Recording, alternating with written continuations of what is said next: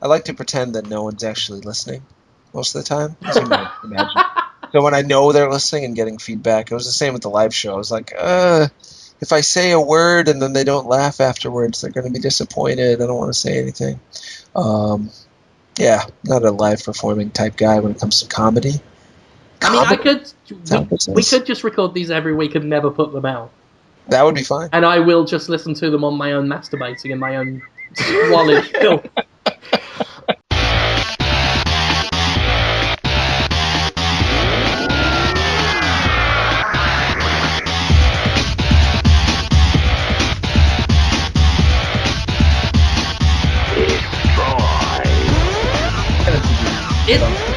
It sounds to me like you're committing a war crime. That's the audio quality I'm getting from you makes me think that is a war criminal. That's Joseph Mengele, the Nazi doctor who cut an eye off and put it on a wall. This is a man who would have absolutely no qualms about waterboarding. Oh yeah. I mean, Joseph Mengele is the kind of guy who would use a built-in microphone on a desktop PC to record a Skype podcast. That's the kind of man Joseph Mengele is, Jonathan. Don't be that man. Let me tell you a little about Joseph Mengele. Joseph Mengele is the kind of man who would give Dead Rising Chop Till You Drop an 8 out of 10. He's not talking. I think he's broken his headset. Jonathan, are you there? Wonderful 101 is shit. Jonathan. Can't hear him. I'm sad. Nope. Yeah, there was a little burst of him briefly, and now nothing. Nothing. I mean, to be honest, I live for the day when I get to see a little burst of him briefly. Oh! But did you get that? I was talking about the issue semen? of... Was it semen? I was talking about ejaculating semen from the tip of the penis. That after it had been stimulated, like, get Jonathan's penis in my hand and wobble it up and down a bit until it gets hard. Not hard like a brick, hard like a sapling. Right, something that could bend, has a little bit of give, could bend in the if it needed to, but still firm. Al dente. Right. Wobble that once summarily stiffened. Until that gets really tingly at the end, and then all this other stuff comes out of it, and then you got to deal with it. Well, high protein. I'm sure it's excellent for the skin. Yum yum yum. Can you hear me now? Hey! There he is. I heard most of that. Huh? I heard most of that, but I couldn't talk some of the time. Yeah. I know. I had a feeling you were like. We couldn't see you, but you could see us, and you were banging on an invisible wall, going, "Help me!" It's like that scene at the end of The Graduate, where he's running to the wedding, and banging on the window, and nobody. Yeah. Oh, we're taking the Podtoid questions live today. I just saw. We are. Yes. This is an exciting time for Podtoid, an exciting new era. As a benefit to our huge subscribers, we're going to take the least funny part of Podtoid and do it live. People love Podtoid questions, in all seriousness, mostly because it gives them a chance to talk about themselves and hear their own names, because if there's one thing we know about the Podtoid fan base, it is a conceited lot of cowards and ignoble betrayers. So we're giving them the opportunity to because usually Jonathan Holmes would say on Twitter, "We are doing a Podtoid, can you do us a question, please?" And we'll do a question answer for you. This time we're using Twitch television to run it live on the Destructoid front page, and I believe our answers will be broadcast live at the same time, right? Yeah, that's how it's going to work. It's actually not going to be on the homepage this time, but it doesn't matter because everyone who's heard this has already missed it. But in the near future, once we get the text sorted out for Huge, it's going to be right up there at the top of the page when we do it. Yeah. It should be wild. So, you'll get all details of that. I mean, obviously this is a nice compromise, because if you're not a subscriber to Destructoid Huge, you're going to get the same show you always got anyway. If you are a subscriber to Destructoid Huge, then you just get the opportunity to interact with us live every now and then when we do these sort of live question segments. I think for the most part, most of the Podtoids are just going to be like normal, and then like once every 2 weeks or once a month, something. Yeah, once every 2 weeks, once a month, something in there. We haven't decided exactly how frequently we're going to do it, but that's generally the plan. Yeah. Yeah. So it really shouldn't change how we do the show at all anyway, because it's all, in theory, silky smooth. Silky smooth like Jonathan's legs. It's all about, just maintaining the chungus. Just right? maintaining the chungus, like Jonathan Holmes maintains his personal grooming on his hairs when he gets smooth legs. Barely have any hairs, and I got hairy, not smooth legs. See, I thought good. I heard hairy nuts, and my brain stopped. And I was like, yeah, I bet he does have some hairy nuts. Yeah. Conrad, you didn't watch that video of a wrestling commentator who's virtual, did you? I saw the still image that you sent me of it.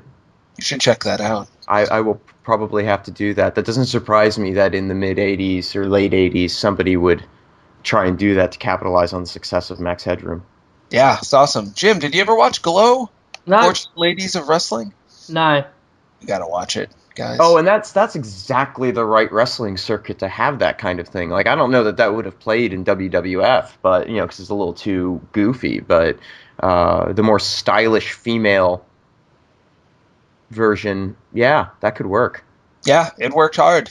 Check it out I'll have to later. watch All right. Sorry to divert on that. I just wanted to Jonathan. ask. Yes, Jim. I can't. I've tried. Mm. I've tried. But I can't, for the life of me, no matter how hard I try, wipe the image from my head of you in a powdered wig with a painted face going by the name Dandy Snuff. Why me? Why me? Why me? Because I like you. It would make me happy, and it's probably the only way to like purge the image from my mind is if I see it. Mm.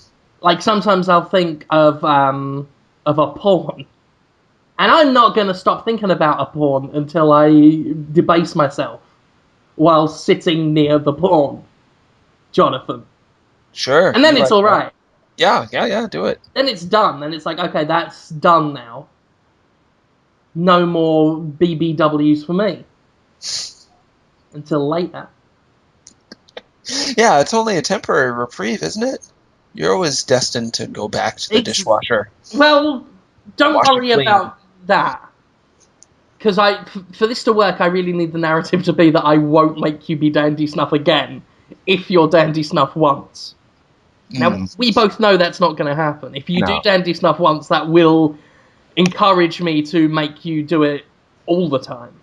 But for the narrative here, it pretty much guarantees that that's all you'll ever do. It's all I will ever do. You are right. But for now, it's in my best interest to convince Jonathan that he only needs to do it one time.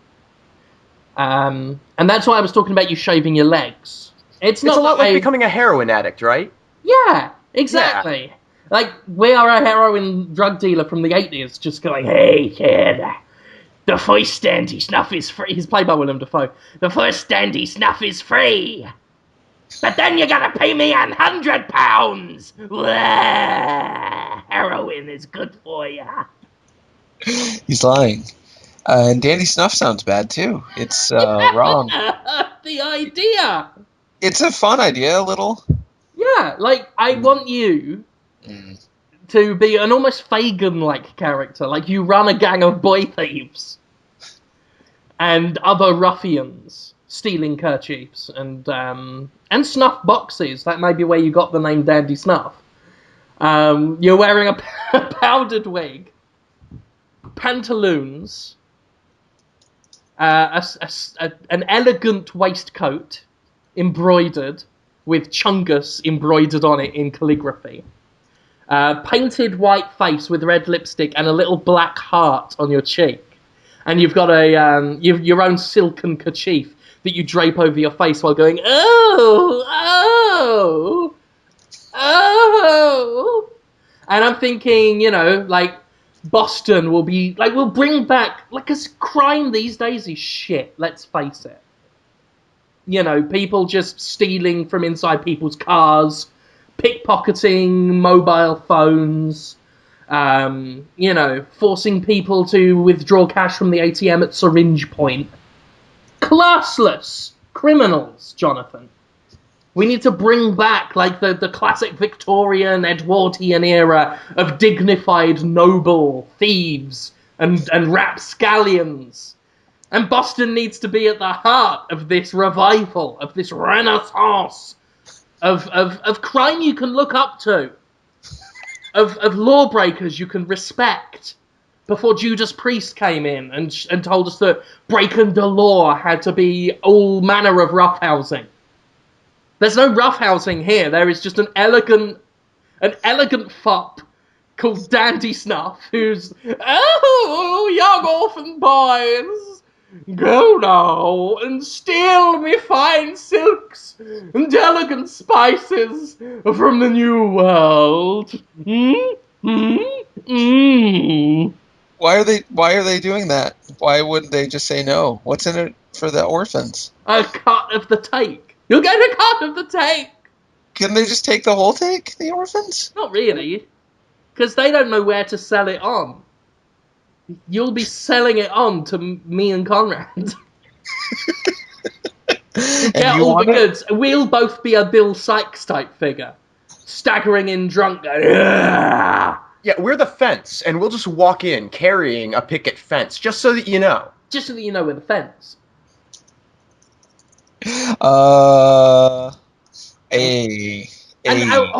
Conrad. Oh, we can have those little eyeglass things. Those little tiny mini 2-inch long telescopes. Opera glasses. And we can hold them up to our eyes and look over the things and go, There's some fine loot here, Daniel. Daniel Sadcliffe. Oh, well, I'd be happy to pay a fine penny for these trinkets.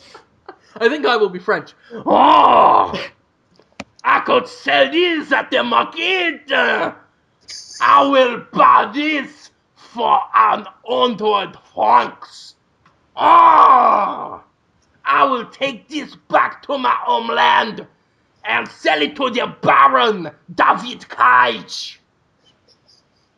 Because David Cage will be my, he'll be the Mr. Big. Monsieur Large. Monsieur Delage. From Paris. No, Dunkirk. Dunkirk.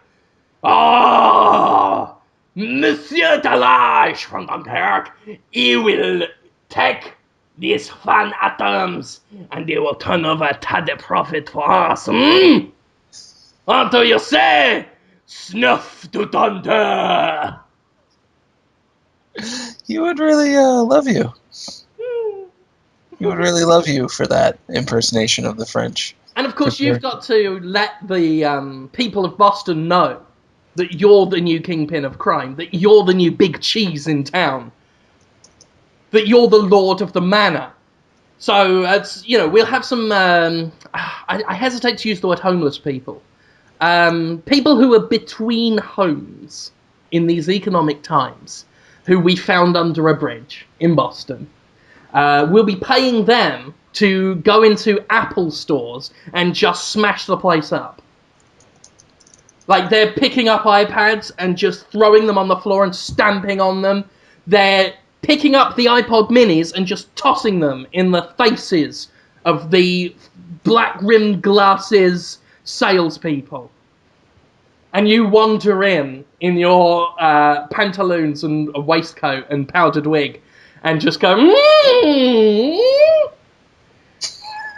Next time you may think twice before happening into the court of Mr. Dandy Snuff. And then you lift your hand, and on the back of your hand is a line of cocaine, and you sniff that up and go, zesty fresh Come on, boys! Dandy Snuff is off to do war crimes. And then you, like, saunter off while the assorted ruffians follow you. And I like the idea of outsourcing a lot of the labor. Oh, sure. But I think if we're gonna really bring back the Victoria era villain in the way that's necessary to popularize the concept, we should go bigger. What we should do is find some of those celebrities who will fucking do any kind of work. You know, your Johnny Depps, your Christopher Walkens, and so forth. And we pay them exorbitant sums of money that we've collected through our, child labor force of thieves. Sure. To say that we robbed, that Dandy Snuff robbed them. And that it was the most respectable, clean, dignified robbery that they'd ever been a part of. I like it. Because then we get the kind of... There are these stories of him, like, having Apple stores smashed up. And, it's transposed against, or juxtaposed, rather, against this image of this fine, upstanding gentleman thief. So it's like... He's polite if you play by his rules, but he's got a dark side. Jonathan. He's a criminal, Dandy Snuff. He doesn't just have a dark side. He's all not good. Well, he's a gentleman thief. You are a gentleman thief, Jonathan. Dandy Snuff. I can't even begin to want to do anything or any... I can't talk like that. Let me sell the idea to you. More? You already did. You tried. Of course. Well, I can see that you're thinking in your head, yeah, this is a good idea, but I've got some doubts. So I'm going to assuage those doubts for you, my good friend, Jonathan Holmes. All around Boston, we've put up posters with "Who is Dandy Snuff" on them, and a rough silhouette of you, like holding up a cigarette holder to your mouth. Me? With your tall, powdered wig. I am not the... It says, "Who is Dandy Snuff? Reward 10 groats for capture. Dead or alive." Groats? Dead or alive? No, not groats dead or alive. Dandy Snuff dead or alive. For 10 groats. Jonathan. How much is a groat again in American dollars?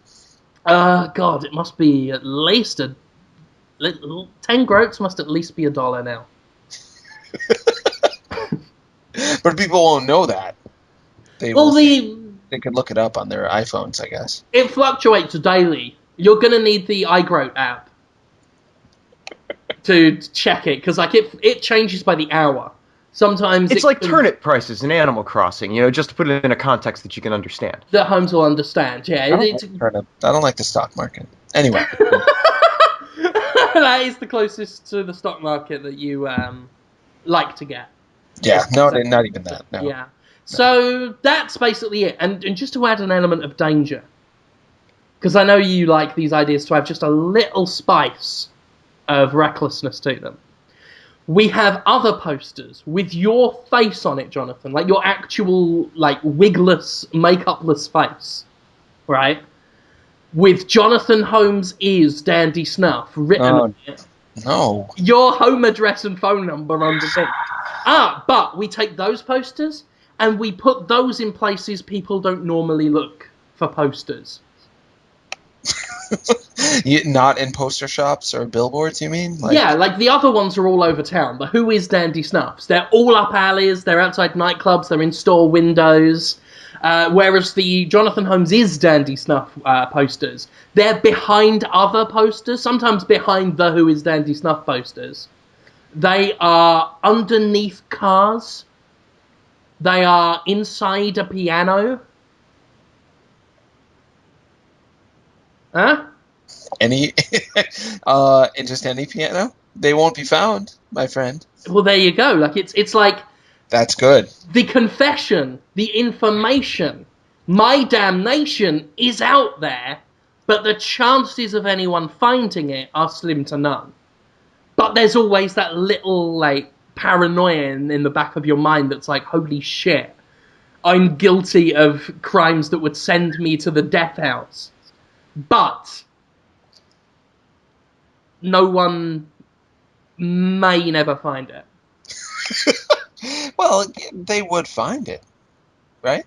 I mean, Well, they're in places where people don't normally look at posts, they wouldn't find it right away, but people look in their pianos sometimes. They gotta tune them. but they might never. So that's the element of danger that I'm introducing to the concept of dandy snuff, a concept that I'm 100% on board on. You are. I'm totally for it. So I see no reason why we can't make moves on this immediately. I can get you a powdered wig tomorrow. Won't people think that it's racially inappropriate or even racist for me to pretend? Well, I mean, I'm an Englishman, British? so I don't mind. You don't think it's racist? I'm not English looking enough. I don't think it's racist. Like, my fop's got to be not that brown, not beige. Well, I mean, let's look at it this way. They'll accuse you of doing the whiz of fops. Like, wrong color for the fops. This is just gimmicky brown fops. Yeah, but then you could say, I have a friend, he is British, he doesn't mind, therefore it's okay. And failing that, you could just say it was satire. Oh, true. I'm holding up a mirror to society. It's a dark mirror, granted. That's the normal excuse. Yeah, it's true. People enjoy that satire thing. And sometimes it is satire in a way. Sometimes. It's a kind of satire. Sure, sort of. But dandy snuff just seems like an excuse for you to look at me getting hurt or trouble again. You know what I mean. You've heard me say that before. I don't want to look at you get in trouble, I have. You do a little. I don't know why. It's there's a little piece of you that's just like, wouldn't it be funny if he was just in real trouble and pain? Well, I mean, face, you're thinking it. As accomplices to Dandy Snuff, Conrad and I are putting ourselves in the line of fire for you. Billboard? Absolutely. This is important. That this is a group effort. We're all putting ourselves at risk here. Yeah, I mean, I had to work extra hard on my alibis to make sure that when this all goes sour, I won't be implicated. And that's time I took out of my day to work on those alibis. Me and Conrad were with the local vicar for tea when it happened. It's true. You can't even. And it only cost us $50,000. Exactly. So, Jonathan, don't think we haven't sacrificed. Don't think we haven't put ourselves out there for you. Any billboards with your faces incriminating yourselves? Any billboard of you saying, I did the crimes, hurt me, something? We've got opera glasses. Those are the glasses that let you see the opera from a distance. Yeah. Yeah, that's a good metaphor for you and your position in my getting hurt. In your life enhancement! The whole point of Podtoid is to make your life better. It is? Yes. Can't we talk about... I know what we could do. Oh, no. The video games. Let's talk about them. Oh my god, what? Let's talk about them. Nothing happened in video games. Oh, Steam OS machines coming next year. Oh. No, it's not. Oh, Steam. They told a lie. They didn't? They did? They announced like 10 minutes later, that whole Steam OS thing, we made that up. And then, of course, surrounding the freaking... There's all of that, Half-Life 3 announcement crap, which I just... If they announce that on Friday, that Half-Life 3 is coming, in this decade, I'll be astounded. I think it's going to be some other hardware, related living room thing. They're not going to launch that as as the exclusive, at least not yet. Yeah, but I don't believe that they are making Steam OS. It's made up, Jonathan, to trick you. Me? Yeah, you. Right, because it's the agenda. It's the game discussor's agenda. They want to try and get you to talk about video games. Don't give in. That's been Gabe's plan from the start. Old Gaben, he's been like, I'm gonna really fuck Jonathan over. I'm gonna make him talk about video games that aren't even real things, and then he's gonna look like a total prat. And the Steam machine. They actually meant to talk about Dastardly and Muttley and their flying machines. They just mispronounced it. Easy mistake to make. That's what they're doing. Valve are bringing out Dastardly and Muttley and their flying machines on Blu-ray. It's coming back in high definition. Watch it on a widescreen. It's people are talking about it on Destructoid. Jordan DeVore wrote the post. 190. He's a renowned liar. People are excited about this. They think it could finally be better than what consoles do. The best of both worlds. Could it be better, Jonathan? I don't know why I sung that. almost am excited about it, but there's not enough details. I mean, I don't know how much. That's the problem. Like, it's all, they're doing that thing. I'll look at that when it happens. Beyond that, there's nothing more I could say. Like, everyone, it was telling how on Twitter everyone was just tweeting SteamOS. That's all they were saying. Just SteamOS. Just because they felt they had to say something about it, but didn't have anything to say about it. So it's just SteamOS. SteamOS! Oh, SteamOS! Oh, SteamOS! SteamOS! Ah. Why are they doing their own OS? Did they say why? Because they don't really need to. They could just use another one, Linux.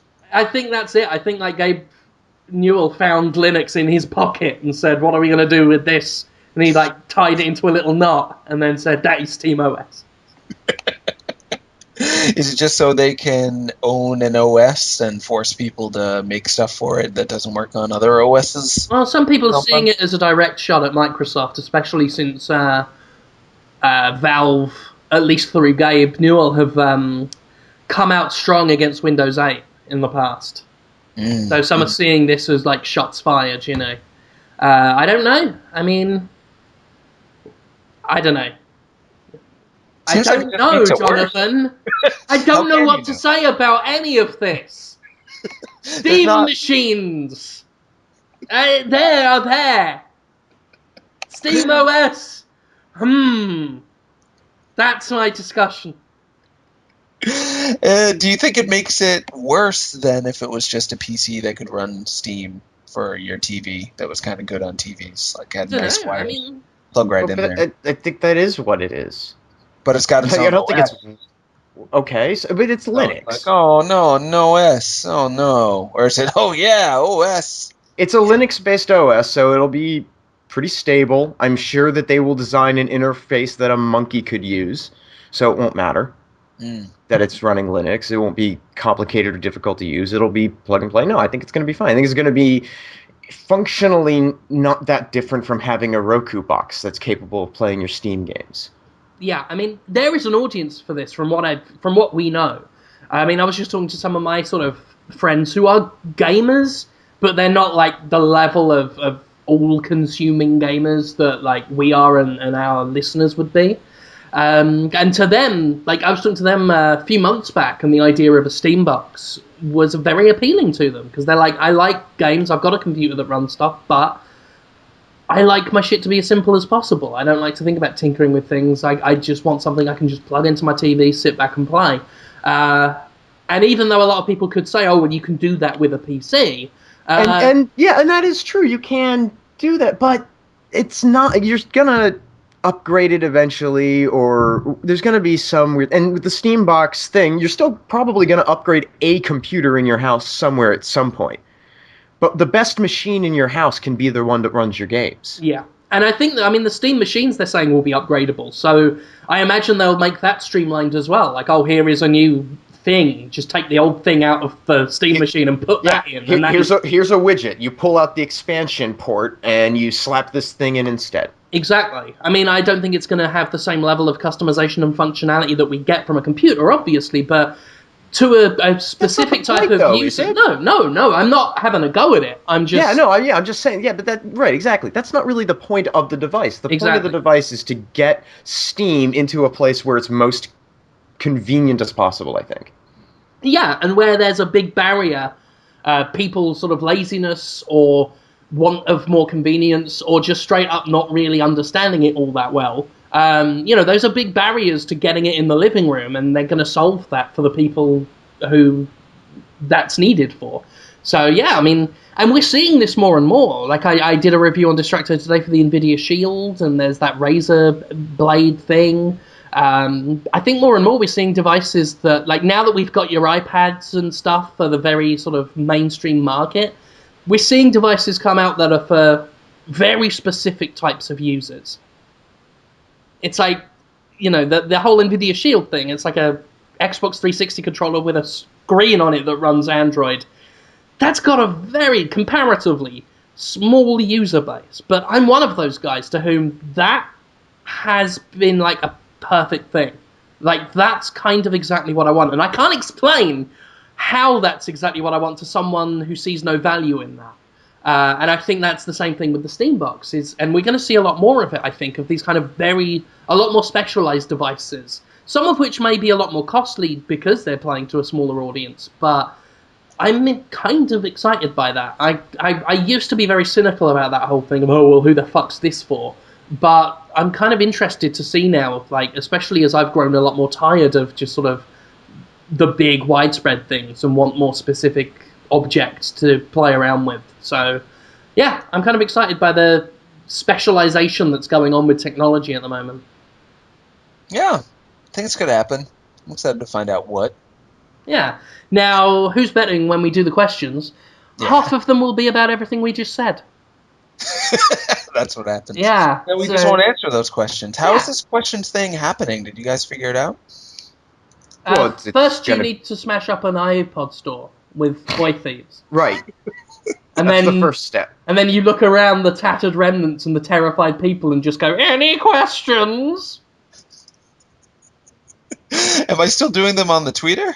Or are you guys doing it on a live stream somehow? In about half an hour, we'll do it on the It's the all live live, stream. Jonathan. It's Yeah, all worked it'll all out be for live. you. So you're going to read them from the chat, Conrad? You can too. How do I do that? Just go to Destructoid Nah. I don't know. and click the page that says we're Already. taking your Podtoid questions live today, and there's a chat room in there. No, there isn't. Yes, there is. At the bottom. I swear to God. Oh, there's not. I don't even believe in God, but I'd swear to him for you. My computer is That different from fucking your God. computer. Fuck you, God. See? I'm willing to do it. Whoa. Why'd you get so mad at God? I didn't. I just swore at him. That's true. It's not really that big of a deal. You Or weren't that swore mad. to him. Swore about him? Swore at Swore him. about him. Yeah. Yeah, you did. You know, Jay- not to reinforce a patriarchy. You know, pretty sure God's omnigender. Oh, I forgot about that. Yeah, that real God up there has got all the That genders. totally not fictional at all God. Nope. No way is it fictional, because, gender. We wouldn't make something like that up. I was starting to write an article about Blasian Link, and I referred to Jesus, or Black Jesus, as a fictional character, and I realized that might insult people. Well, so I gotta change Black it. Jesus is probably not a fictional character. I White know. Jesus is much more likely to be a fictional character. Yeah. Probably. Yeah. I always thought he was Japanese. I've never understood why he was always so skinny either. Dude should have been ripped. Yeah, he is skinny, and he's got great abs, as has been well documented. Yeah, abs are great, but I mean, no, he was a carpenter. He should have upper body strength like you would not fucking believe. Yeah. Yeah, you're right. I don't understand his frailty. With his hammer arm, like a blacksmith as well. Like his hammer arm. He should really just be depicted as Thor. Yeah. He should command thunder, Jonathan. Black Thor. That's what he should. He's Black Thor. Oh, why is there no Black Thor?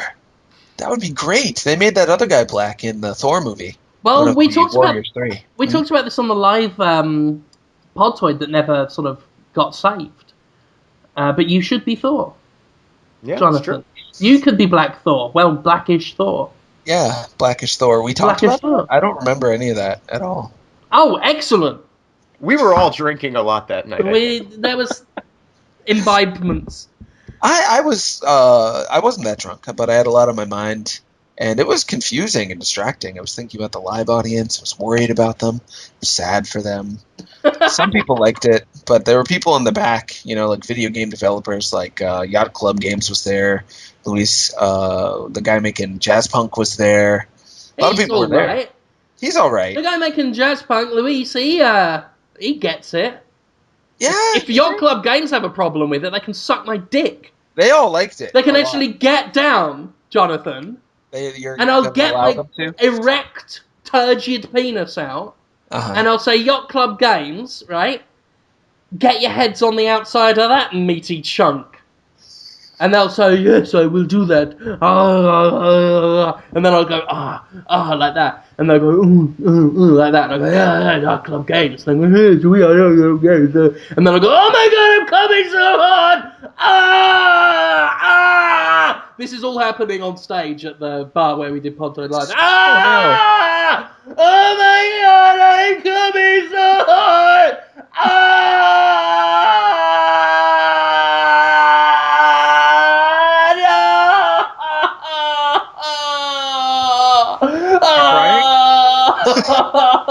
Going on for a long time. Yeah, painful, emotionally draining. It sounds like difficult. A difficult orgasm. I'm still coming.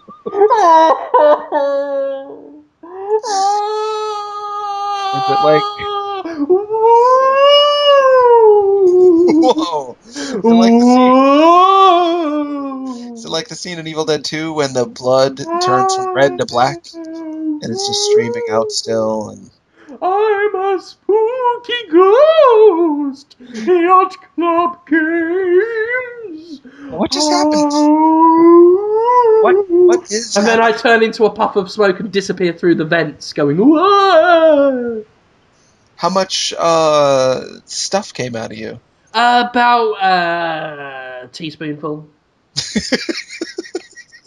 That whole time? Yeah. Just like a really, really, really, really... But it lasted for that long as well, so like it came out like almost imperceptible. And then when it was finished and it landed on the chin of Yacht Club Games, he looked down at it and said, oh, that is not a lot. Yacht Club Games is actually several people. I know.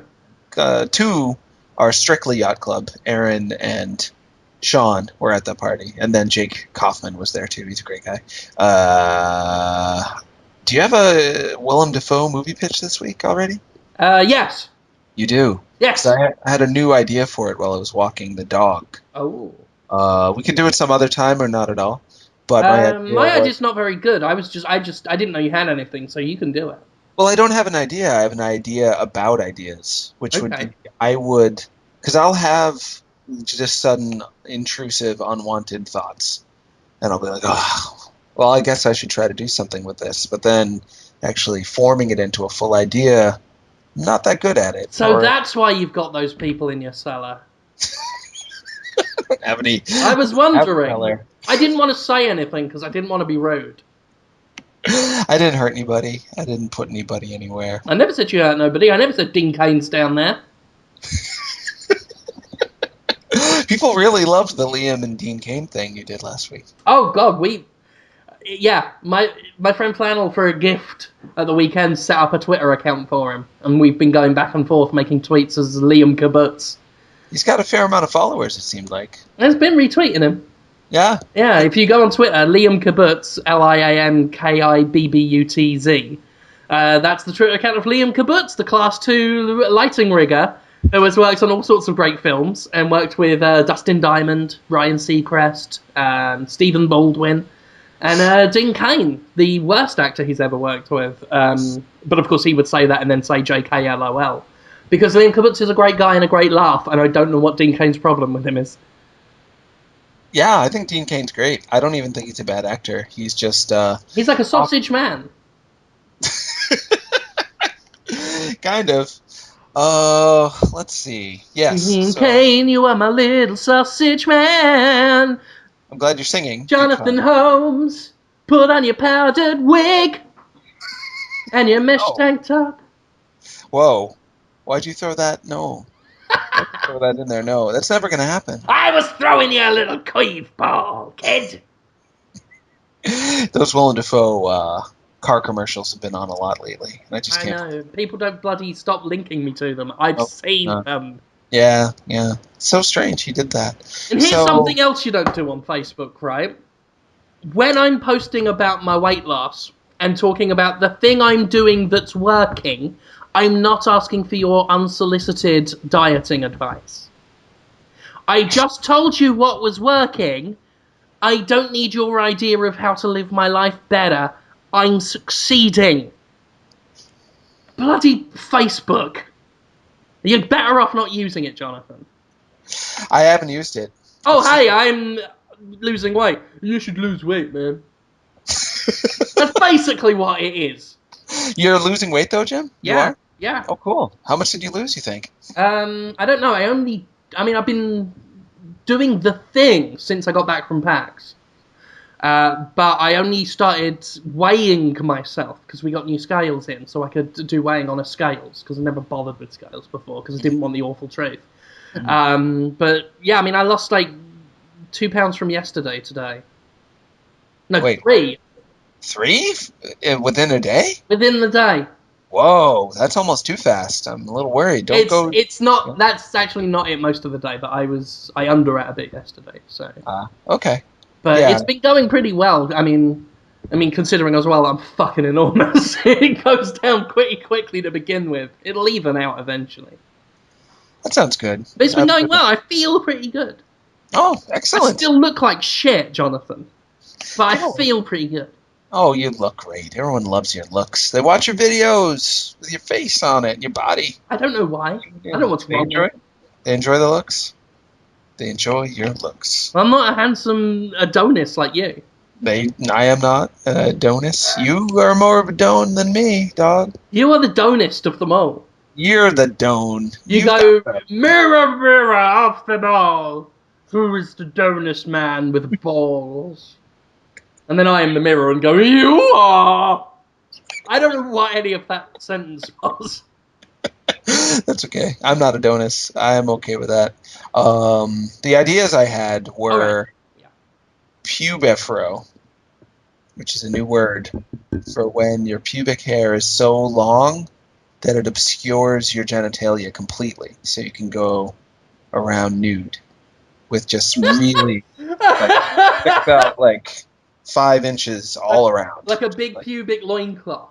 Yeah. But it's in a shape, like an afro. Pubifero. Ah, so you you'd almost like have a bumblebee's thorax kind of thing going on. Kind of, and they can't be mad because they don't know if you're naked because it looks like you're not, maybe not. So they can't arrest you. I think they can't arrest you.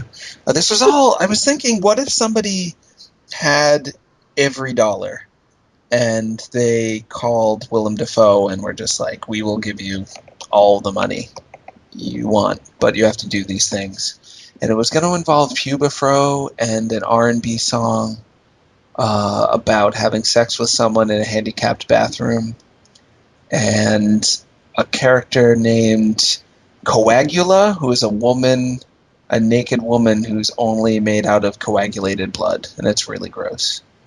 Those ideas just came to me while I was walking the dog. It's like, Coagula, she's ugh. And then Willem Dafoe will have to sing with a pubifero about, near the place where the legless man poo-poos. That's where I'll drill your holes. Drain my love vein in the spacious bathroom. Just going on and on about it. Really unhappy. The ideas just came to me. Wow. I don't know if you can work with them. You're a unique man. I got you. You're coming from you. Well, that's it. People, I get, because I'm the loudest one, obnoxious with it. Oh, no. I get a reputation as being the one with all the weird ideas and the fucked up one. But then, I work at it. I work at it for the entertainment of the show. I'll sit back and think Jonathan Holmes should call himself Calorie Holmes. And then I'll work very hard on that. I'll tell you about Calorie Holmes in a minute. But you say these thoughts, like the thoughts of a genuine madman, claw their way into your brain from nowhere, from the ether, from the further. Oh, jeez, I don't know. I know a lot of people with severe mental illness, and it's not like they just have funny ideas every once in a while. Yeah, it is. It's really not. It's different than that. No, I've imagined what your mental hospital where you work is like, Jonathan. You have imagined it. Anyway. So I think I know a little bit about what goes on at mental institutions. Every day it's like a party. Like wacky characters coming in all the time while that circus music's playing. Like people are swinging from the lights, just going like that, like Woody Woodpeckers. They're dancing, they're playing checkers, but then throwing the board up, and all the pieces fall everywhere, and the pieces turn into bubble gum. And then people eat the bubblegum out of the air, and there's a foam machine that's blowing foam, and people are rolling around nude in the foam, and sometimes like jerking each other off and fingering their bums. And all the while, like, there's a man, probably you, Jonathan, with a gramophone, a wind-up gramophone, and you're constantly turning it. Just turning it while grinning with a painted face, just like that. And the music's just going.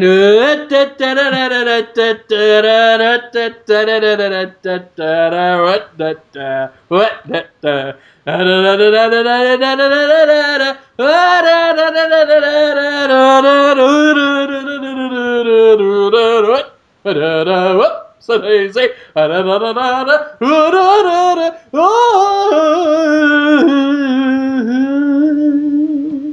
that's you stopping the crank like for a little breather. Who's up for more partying? What?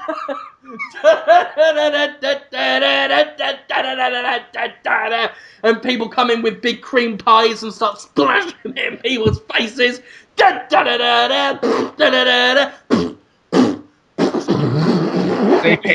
think they would pay me to go there and turn the crank and just pie fight?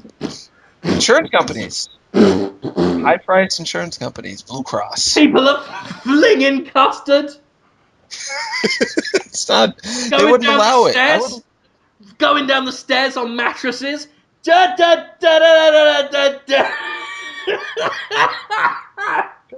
would be great. That would be a fun job where nobody gets hurt and everyone just has a pie fight. But I made myself cough with laughing. That is fun.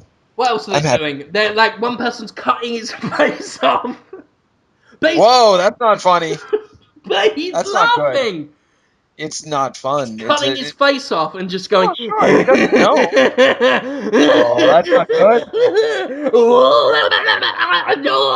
good. And there's another guy naked, just squatting by him, naked, shitting, like it's just falling out. It's terrible. He doesn't even know it's coming out, and he's like, "Give me your face, man." Give me your face. And the other guy peels his face off and gives it to him. The other one puts it over his face, so he's got two faces. And he goes, "I've got two faces now." And all the while, you're like swaying backwards and forwards as you turn this giant crank on an ornate gilded gramophone. And you're just grinning and you're just going, "My children." Why would Blue Cross pay for us to do that? My children. Why would Medicare and Medicaid?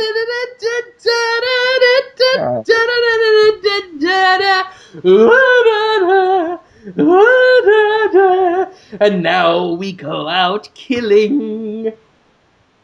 Why would Tufts health insurance pay for this to happen? Nobody. Are these companies sponsoring Podtoid right now? These are health insurances. Right, well, stop giving them free advertising if they're not paying for it. Make them up. Make up names for them. Demented Murderers Company. That's what they're all called. Why is it that people think a psychiatric hospital is going to be a place of poops and face cuts? Because it's not, I played Outlast. Mm-hmm. And another one of those psychiatric hospitals. I think it painted a very clear picture of like necrophiliacs and serial killers. Yeah, what is it? It's not good because people will come to the psychiatric hospital and think that that's happening there. It's true. All the doctors do live autopsies. They're all like, I'm gonna cut your insides and see what's inside your insides. And they pull out your lungs, and they show your lungs to you, and you're like alive, and you're just going, oh, like that. No, that would be actual harm, and telling people that even for just a spooky laugh or a creepy, fun, fictional time, people believe all that stuff. Every single Because movie it's true. it's not true. They believe it's true. What about that text you Bad. sent me yesterday that said, "Bro, LOL, you won't believe the amount of hearts I cut out tonight."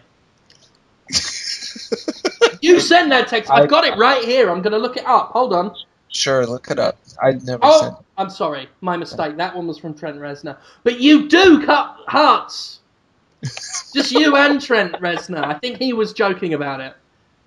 It makes me legitimately sad that people come into the hospital and think that something bad is going to happen to them because they've seen 12 Monkeys or played Outlast or played. And I know a lot of the developers making these games, they're very well-meaning. They're just, for some reason, there's this cultural this resonating feeling of the psychiatric hospital is a scary place, but it's not. Mental illness isn't scary. It's just brain doing stuff. So it's like diabetes. It's got to have come It's not from like somewhere. diabetes, huh? The idea What? of the scary mental hospital's got to have come from somewhere. There's no smoke without fire. I want to know where. Oh From well, I all mean, of the mad mental hospitals. Like the one in House on Haunted Hill. that was That's The remake with Jeffrey Combs. Psychiatric hospitals used to be different before they had medications, but post-medication, they can just be a place you go for a week and get away from the things that are making you feel really bad and start some medication that helps your brain work better, and then you leave. You sit in a chair, you watch Ponyo. I'll bring in Ponyo for a patient. I don't know. Hey, watch Ponyo, it's pretty good. I'm skeptical. They'll watch. I had a patient. She was wearing a My Neighbor Totoro t-shirt. She was severely depressed. I said, "Have you seen Ponyo?" She's like, "Bring it in." Brought it in. She watched it. She's like, "Not that good." I'm like, "All right. When are you leaving?" She's like, "I should probably leave in a couple of days. I feel better." I'm like, "All right." You know what? Call me a skeptic if you must. But I don't just blindly accept what experienced professionals tell me. I'm going to stick with what I learned in 12 Monkeys. So many people do, and then people will come into the hospital and be like, "Get me out of here. There's crazy people here." I'm like, "They're exactly like you, and nothing bad happened to you. How was breakfast? It was delicious. Get me out of here. This is a crazy house. It's not a, what are you?" And it's all the movies they watched. It's a shame. It's a crying shame. Though sometimes the movies are very good. What about Hannibal Lecter? He is he's in jail, isn't he? I don't know. I believe he was in a special fictional made-up funny jail with made up funny jail. It was where he's just always on something you use to move boxes. Didn't they just wheel him around? That doesn't happen. That is funny though. Anyway, yeah. Sorry for my short tangent. I actually got a new job. I'm no longer in the hospital. I'm outside of the hospital, just seeing people who want to come in and talk to a social worker, kind of like a therapist. Oh, new job started this week. Do you get the ones that legit want to be there? Yeah, well, a lot of times. Not the ones that are wheeled in on a gurney with a face mask over their heads so they don't bite anyone. I just got a call from someone who didn't want to be there, but she left, and she bit and spat. There you go. She was mad. If she was wheeled in on a gurney with a face mask like Hannibal Lecter, she wouldn't have bit and spat. So maybe the horror movies can teach you a thing or two about how to do your job properly. Yeah, no. It's bad to put a mask on a stranger and just wheel them around. That doesn't help.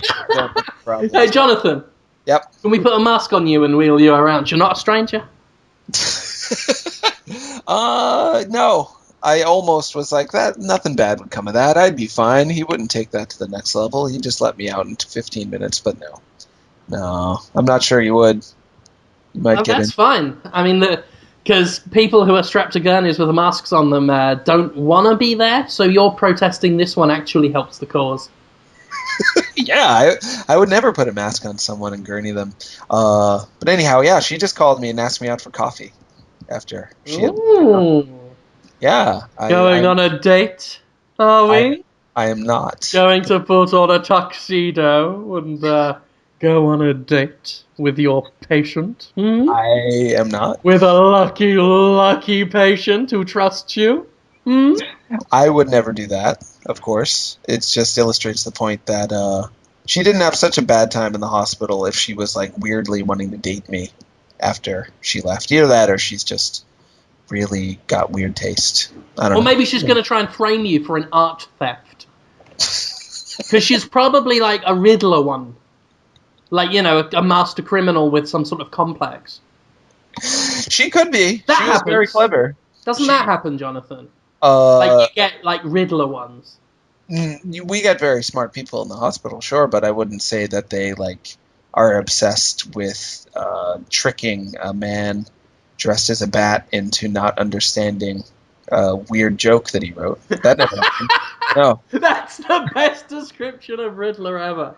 So you've never, like, people who come to your hospital, they've never, like, been scientists who conducted an experiment that, like, affected their body in some fantastical way but drove them insane in the process. No. Does that No, never that's not- happen? Sometimes people's thyroids go off a little bit because they are hypothyroid, and then they can That get sounds like a supervillain, hyperthyroid. It's just a glandular condition, hormones, I think, and they'll be too peppy or they'll be really sad, and then we just give them hormone medication. They get better usually. So none of them have tried to institute a citywide blackout where criminals rule the dark.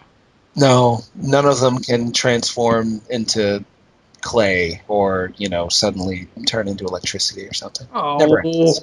I know. I'm sorry. No fear toxins. No, like, man bats. There is a little bit of. There's a really good episode of Batman that I'm sure you've seen called Never Fear, where the Scarecrow, redesigned, this is the old cartoon, but after the redesign, he looks great. He looks like a skull face. I've probably talked about it on the show before. He gives everybody the reverse of the fear toxin, so they don't feel any fear, and it's even worse. That's a great one. Sometimes Batman's not afraid to do bad things. Exactly, and then Robin has to tie him up with a rope, which has some people thinking erotic things. People think erotic things a lot. You know how horny everybody is? It's such a shock to me. I get reminded every day that, like, a lot of the time people are also thinking, on top of what they're telling you, like, I want to have sex with you, or maybe your wife. Oh, people always think that about me. They're so horny all the time. Yeah, with you, they're constantly saying, Jim, did you get that erotic fan fiction I sent you about you? I've seen these tweets, seen these messages, comments. That reminds me, I don't know if you saw the photographs, Jonathan. I didn't. But Thomas Truong sent me Jonathan Holmes themed merchandise. Oh, it's pretty spectacular. Why did he do that? That's weird. That's weird. No, the photos are gold. Oh, that one of you all snuggled up in. Yeah, I got snuggled in bed. I wore a sleeping mask. If you've not seen the photos, listeners, I've got a sleeping mask with Jonathan Holmes' eyes on them. So when I go to bed, it's like I'm wearing Holmes' own eyes and can see the world through them. Yeah, creepy. That's exciting, isn't it, Jonathan? Troubling. I almost look like some sort of splicer, or like those weird photographs from the Victorian age of the early plastic surgeries. Pretty good. It's very creepy. People Alex really says I look like Parvy Largo from Repo, the Genetic Opera. It's pretty good. I can't remember that character. Which one is he again? The guy who wears the faces. Oh, yeah. And he's all like, he's so perfect. I have to watch that whole movie. I only got up to the point where she sang a song where she stopped singing in the middle and just goes, I'm infected. And then I'm just like, I can't watch this. Oh, you gotta watch it all. I should watch it all. Why not? It's glorious. I bet I'll like it more the second time. Seemed like that kind of movie. Yeah. Also, from Thomas, I have a travel pillow, inflatable travel pillow, with your face all over it. Just loads of different pictures of you smiling and looking sad. Where does he get the time, the money, the motivation? Where does it come from? I don't understand his mind. I also have, from Dan Cochran, Jonathan, Uh-huh. you'll like this, Jonathan Holmes themed playing cards. What? 52 in a deck. How did that happen? Did he hand draw them? Did he? No, a real company did it. Bicyclecards.com. They're first in fun, according to the box. These are like normal, like proper, genuine playing cards. You've got the 10 of Bicycle diamonds. is like the largest manufacturer of playing cards in North America, I think. See, these Yeah. are top quality. You've got the 16 of clubs, Jonathan. You got the 57 of kings. Mhm. They're all here.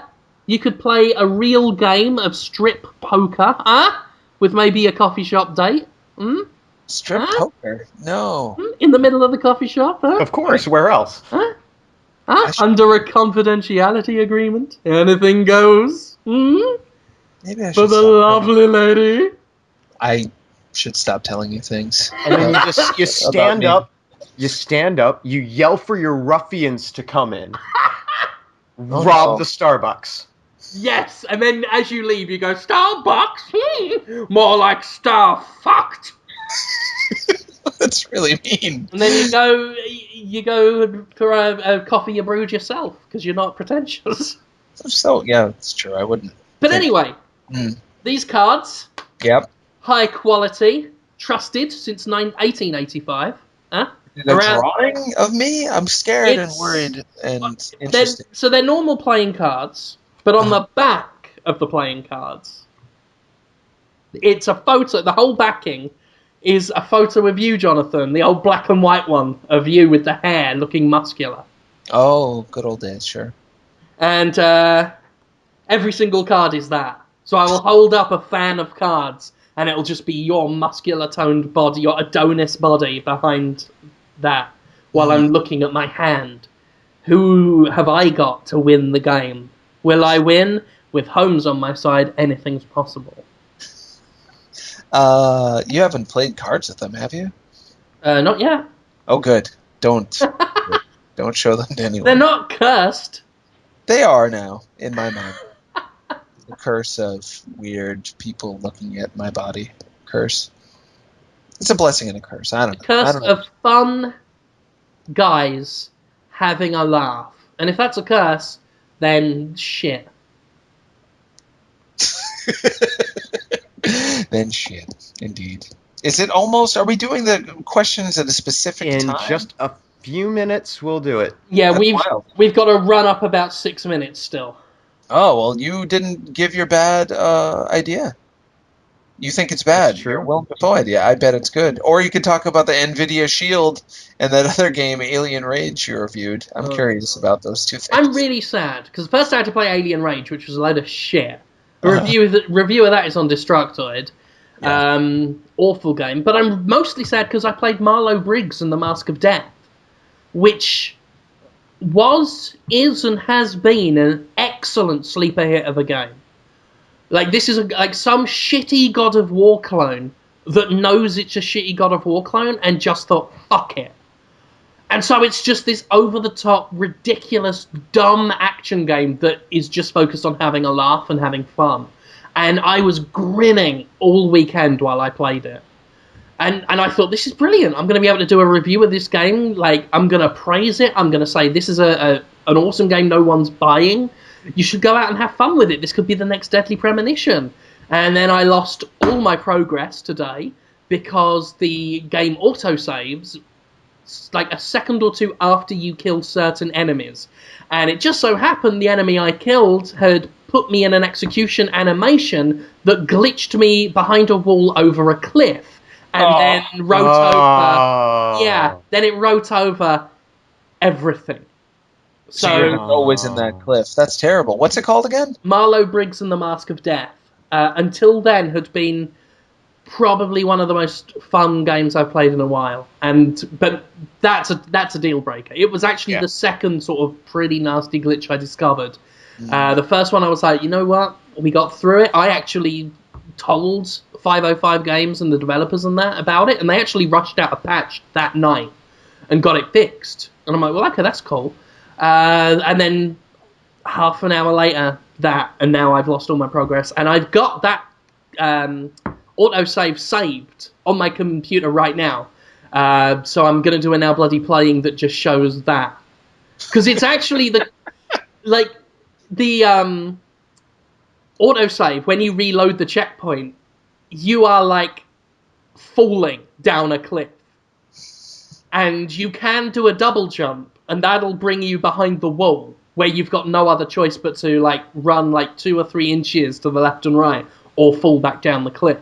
But if you just leave it and keep reloading the checkpoint, it's like literally reload, dead, reload, dead, reload, dead, as he's just falling endlessly down this fucking cliff. And that's going to be a Now Bloody Playing video. And when you're dead, where does it start you from when you die? Exactly, you don't go back to a checkpoint. You go back to falling again? That is the checkpoint. Because the checkpoints don't reload whole like levels again. They like almost take a snapshot, a photograph of your progress, exactly where you were positioned.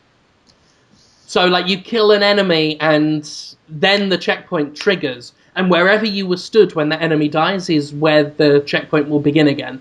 And usually, like every time the checkpoint starts up again, the enemy you just killed, like you'll get its death animation again, because it's an exact snapshot of where you were when the checkpoint, when the autosave hit. So it's like I hit F5 to save, like on an emulator or something, at a point where I just died, which is obviously a big problem for if you are an emulator user who saves all the time and tries to scum save your way out of trouble. Not that I've ever done that, but that's basically what happened. Is it scum saved me? Ugh. What if they fix it so the checkpoints don't work that way and apologize Well, and patch it tonight? They're gonna have to, and I don't think they'll do it tonight. They probably should. They'll probably do it once I put the video up. Yes, you are making the world a better place with your videos, so do it. They do. I mean, that's an awful way to run a checkpoint thing. Yes, you can't do that. So susceptible to... I think Amy did that as well. Oh, Amy did something fucked up with its checkpoints where it could fuck you over like that. That poor game. Man, could have been good. 2 minutes to questions. I was going to ask, did you... No, I wasn't going to... What was I going to ask? I guess it was about Neverending Nightmares. Did you see that thing I sent you, Jim? That guy's going to Yes, I've got the demo downloaded. I'm going to try and do a video of that and all. Ah, interesting. I really hope that it gets its funding. I hate to be biased in that way, but it seems like such an interesting game, and it's so close to getting there. And I don't know the developer. I only met him once, but reading his story, he's just come so close to success and then having it kind of snatched away from the last second. Feel badly for him. And the game looks good, I think. 2D game. Oh, and Lone Survivor. We should make sure people know that came out on PSN. Another 2D horror game like Neverending Nightmares. Oh yeah, I love Lone Survivor. That was a Jimquisition Award winner. Like that means anything. Last year. Are we going to review the director's cut? It's got stuff in it. I don't know. I mean, it's one of those things where it's like we don't normally do that. Yeah. But then some games I really want to just cover them as much as possible. Yeah. And kind of bend the rules a little for them, but we'll see. Right now, I've had Jasper Byrne give me 2 review codes, because he's Jasper Byrne. Because I was like, you know what, I'll buy it a fucking second time, I don't care. And he's like, no, don't. He gave me 2 codes, but neither of them work. I think maybe they were European and region locked or some shit like that, because I know he's British and whatnot. We should do questions, guys. Oh, fuck! Oh, right. No! Let's end... Oh, we're listening to us. Show, so we can do a thing. How does that work? I don't know. Are we live now? We're live now. So they can hear us? They can hear us. Okay, so, right, if you're just listening at home, what's happened is Conrad has set our Twitch television stream live. So we can be heard doing things. And they can hear us and we can see a chat room of people reacting and people saying, yes, we can hear you. And one man saying, this is so dopey. So, yeah, if you have questions... We're doing the question segment. Those people who are live watching right now, you can ask, like, where's Podtoid's already in there? You see, it's right here. You're showing the pictures, too. Oh, yes, and we have a feed of pictures. I actually did supplement these a little bit. Oh, sure. So there will be a couple surprises in there for you. I didn't. Why expect- would you do this? What That's did a I good do? question. Why would we do this? Is he asking about this? I think so. To create the illusion that Destructoid Huge is worth money. I'm kidding, of course. I think Destructoid Huge is worth money because I was able to change my Destructoid front page wallpaper to a bunch of images of Matt LeBlanc's head. So, What era LeBlanc? Like classic LeBlanc or new grizzled LeBlanc? he's in the transition between young, vibrant LeBlanc and old mess LeBlanc. Shadowboy Tyler says LeBlanc is the best. Yeah. And I agree. He is number one. He's pretty fantastic. Yeah. I do like him. Should we ask them to ask questions? They haven't Well, done we that. did ask them to We ask have, questions. but they're just showing up. Yeah, they're just shouting them in there. Can I talk about House of Leaves? Yes, for hours. What's I House could of talk Leaves? about House of Leaves for hours. It's That's a from- novel written by Mark Z. Danielewski that came out in 2000, and it's a book about a film. Basically, this guy is sort of putting together a manuscript that he discovered, which is a narrative description of a documentary film about people moving into a house and discovering that their house is bigger on the inside than it is on the outside. Mm. And it's fascinating and scary and requires a lot of work and effort to read, but it's a joy and it will absorb you if you let it. It's pretty fascinating. Huh. House of Leaves. House of Leaves. So there you go. Yeah, people should actually. It's a really good book for the Shatter, I think. Somebody wanted to know. Oh, it's going so fast. People are really chatting. This is why we don't put the chat up for you on Sub Holmes. Yeah, this is hard. People don't ask this many questions on Sub Holmes, I'm sure. Someone asked Jim about chicken strips somewhere. Yeah, Allosaurus Rex asks, please, Jim, did you get those chicken strips because you hated GTA 5? Do you understand what he means, Jim? I don't know what he's fucking on I think about. you liked GTA 5, didn't you? I mean, I get there's the sarcasm there. What are the chicken strips? Can you tell us the backstory? No. Huh. I wonder what he means. He's a young man out on the scene doing YouTube videos. He's a young, spunky lad. Anoishi wants to know, will there be a chance of Podtoid Europe live? Wow. I would have never thought anyone would want that. If you get all of your European friends to go subscribe to Huge, and they get all of their European friends to subscribe to Huge, and their friends, and you get a Huge subscription, and you get a Huge subscription, so on and so forth, then maybe yeah, at Gamescom or something? Anything's possible. We want it to go as high as Vladimir Putin. Right. If Vladimir Putin can subscribe to Podtoid Huge and listen to Podtoid, which he clearly does, then, we'll consider it. Your tone at the end was great. Katajiro asks, what would you guys say to a modern remake of Incredible Crisis? That would be wonderful. There's games that have done it. In a lot of ways, I think GTA takes the absurdity of Incredible Crisis and packages it in a more palatable, mainstream-friendly way. Because they're both too silly to take totally seriously, in my opinion. GTA in particular. It looks serious on the outside, then you actually play it, and it's just so silly. I think it's possible, though. For those who don't know, Incredible Crisis, ska soundtrack before ska was overly played out. You play as a businessman named Tanio, and eventually the rest of his family. He's bumbling and sad. He almost dies. He dances in the office. He gives a woman a back rub who is not his wife in a Ferris wheel, and it is scandalous. She goes, a little more to the right. Oh, that's good. During the background. Hard to come out. You should play it. It's on the PS1. It's worth your time. That's fantastic. Yeah. There's our first SteamOS question of the day. What? Time Glitch asks, are any of you interested in SteamOS? This is, of course, the big problem with this. You'll find out when you listen to the recorded version of the podcast. Next question. Yes. Done.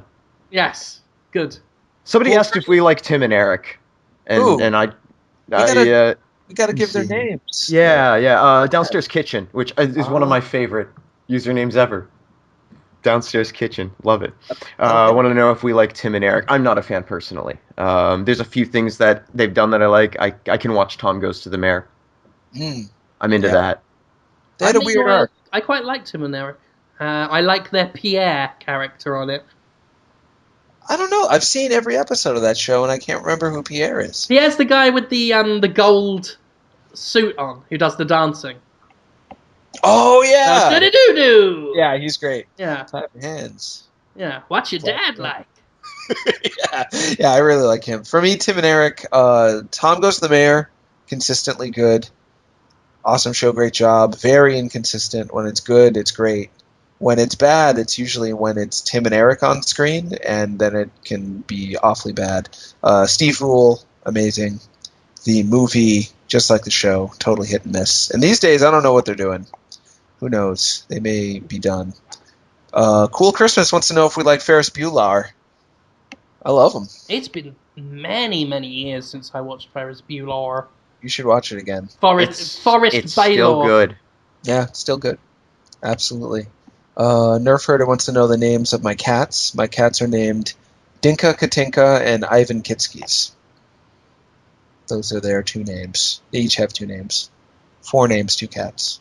The Mr. Fraz, Oh, sure. just to satisfy this. Yo, motherfucker. There you go. You they do really- not they fuck like that. with Lily Nelson up in this shit. Up in said this that? fucking shit, Jonathan. Jonathan. Yes. Jonathan. Yes. Fucking shit. About what? Lily Nelson? You idiot. You sexy, sensual fool.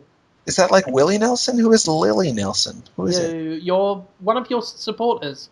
Oh. When you're Freaky Constantina. What? When the happening be happening and the music be jamming, up in the club, up in the club. Uh-huh. That's when Lily Nelson comes out? And don't... That's when Lily Nelson comes out with his talk boy. How have you forgotten this? And the music goes da da da da. Any of this. Da da da da da da. Yo, motherfucker. Da da da da. Yeah. And then you come out as Freaky Constantino, the life of the party, please. Yeah, but one of you has the stream loud enough that I can hear it echoing, and it was like... Not me, I'm muting that sumbitch. Sounded good. It sounded like Richie Watts creating his own beats and jams live. Who's that lady pinching her fat? Conrad. Flying 7 monkeys. Good question. Why do you guys like Willem Dafoe so much, but Jeff Goldblum gets no love? That's a misunderstanding of the fascination with Willem Dafoe. Willem Dafoe is... I don't want to... He's game for anything. Yeah. Let's face it. I feel like I have to edit my Willem Dafoe comments now that I know Jim's friend is going to be deeply hurt if I say anything insulting about Willem. But he is terrifying and troubling. He just is. Whereas Jeff Goldblum is quirky and cute and lovable, especially in The Fly. And Speak of the devil. I'm actually scared of Jeff Goldblum. Tell me more. You realise he's got powers, right? Like what kind of powers? Well, look at him. He's clearly like the last of the mer people. Like, he's like a fishman. I'm convinced. I am convinced that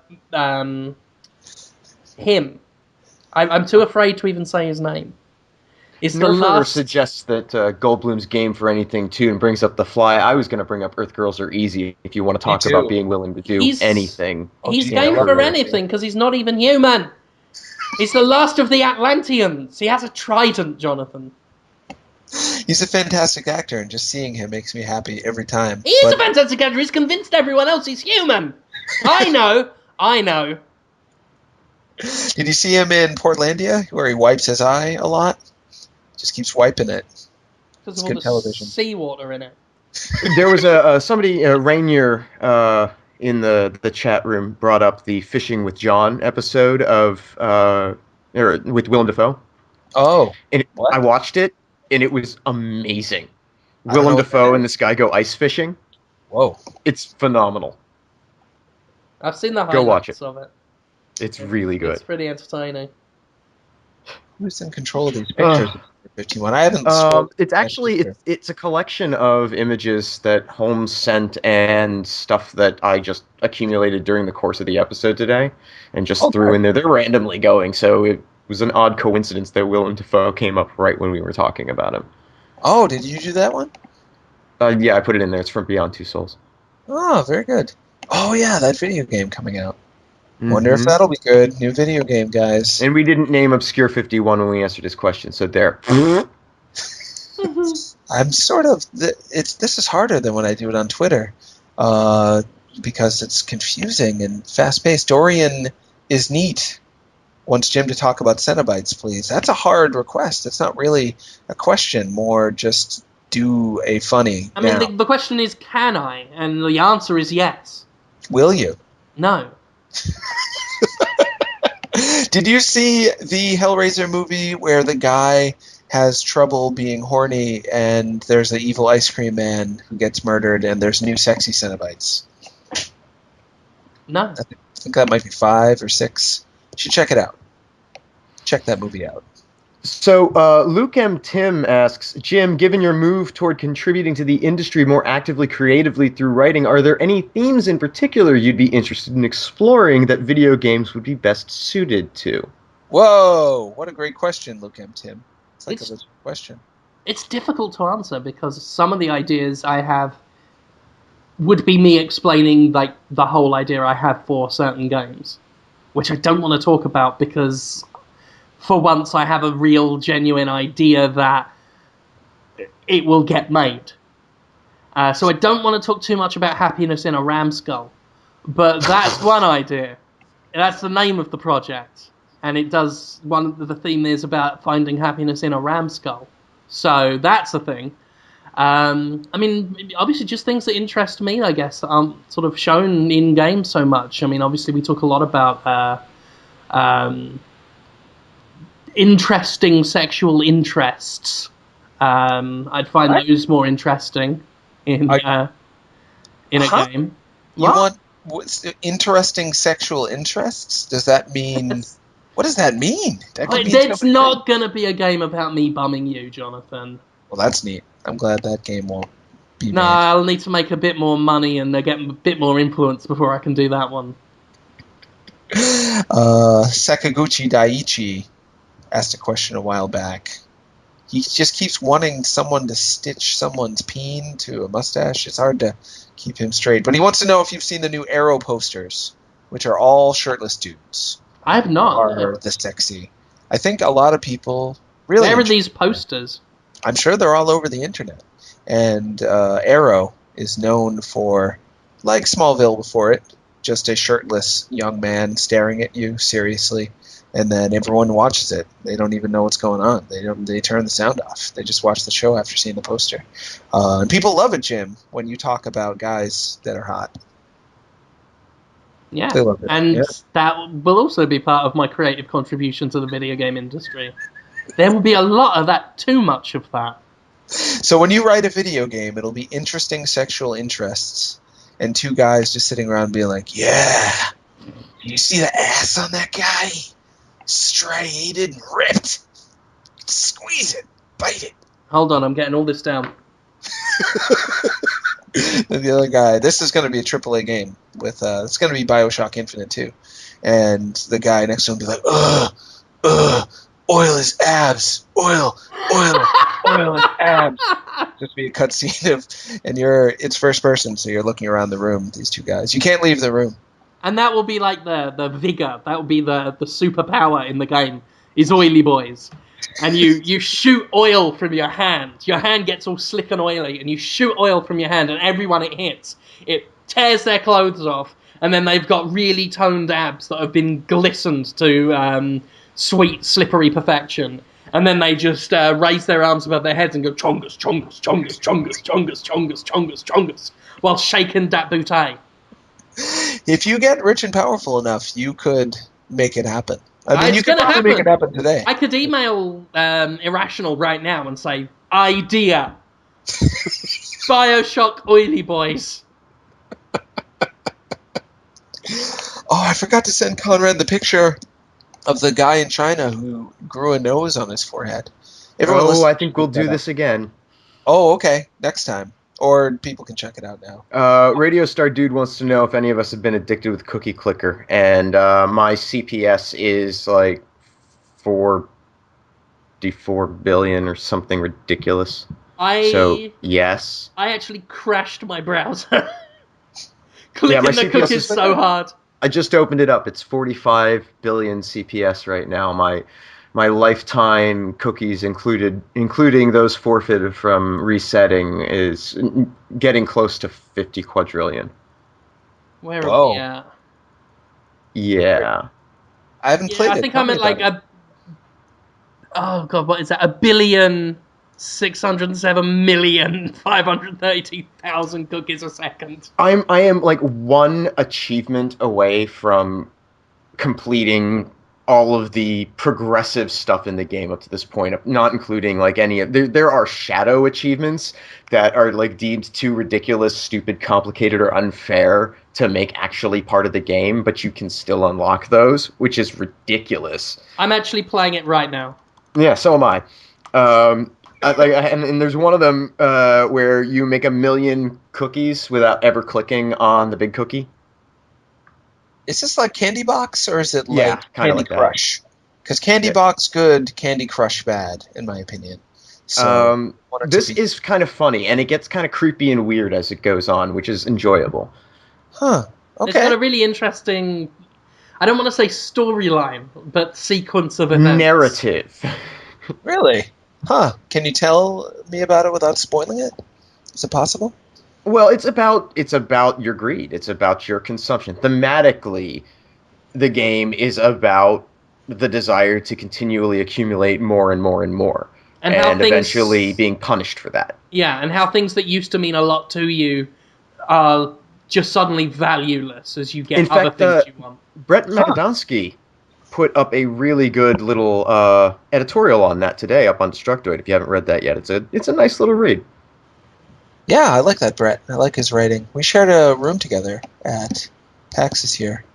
He was a very nice guy. People want to know if we've played Ouya lately. I have not. I haven't played even bought one. I've not had it on since the review. The NVIDIA Shield, like, I did my NVIDIA Shield review today, as I said. Like, it does everything I wanted the Ouya to do, but better. No. And then PS Vita's coming out, now the Steam OS and the Steam machines. That Ouya's got a lot of competition headed its way, and I'm worried about it. Don't think it's going to be around for much longer, sadly. Though, stranger things have happened. Jim, have you seen the dick pics that Sermon sent you? I'm not talking about dick pics. Okay, dick pics. Yeah, I mean, I don't know anything about the people sending them. Therefore, I'm not opening any of them. Just in case. I don't Yeah, you want don't know their anything to age. fall on me. You don't know how old they are. No. People are saying, I want to read his name. It's going by so fast. Ewan Don Cyrus, I think, says I'm the antagonist of the game Outlast. I've seen a little bit of Outlast. Yes, you are. But I didn't know that I'm the last guy of that game. You're not the last guy. You come up halfway through, but you are a yeah. You're the Doctor is based on you. Like it's actually very biographical. I'm surprised how authentic it is. Is it an evil psychiatrist game? Is that what it is? Huh? Is it an evil psychiatrist game again? Um, People are so scared of psychiatrists. It's funny. it's because they want to cut your balls off. They don't. To me, it's like being scared of, like, a podiatrist or a dentist. People are scared of dentists too, aren't they? But they actually cause pain to you. Psychiatrists just like start kind of boring medications and then leave you alone. Co-optional podcast. I haven't watched it. Darius Radekara, I think is how you say it. Wants to know if we've seen it. I have not. I am not a frequenter of podcasts, really. I like the idea. Yeah. Maybe someday, but not for now. Oh, John Apocalypse wants to know what we think of GTA 5 Online having microtransactions. I think it's fine. I think that they're so optional that it won't matter to the people who don't want to use them. The people who do want to use them can feel good about buying the fake thing, and then Rockstar can get more money. Everybody wins.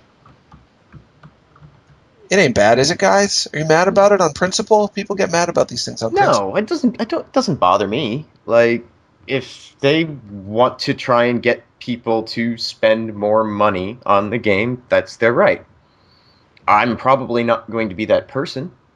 It would be bothersome if there was stuff you could only get that way, or if it was a huge part of how it works. But it sounds Well, but then I would not buy any game they ever made again.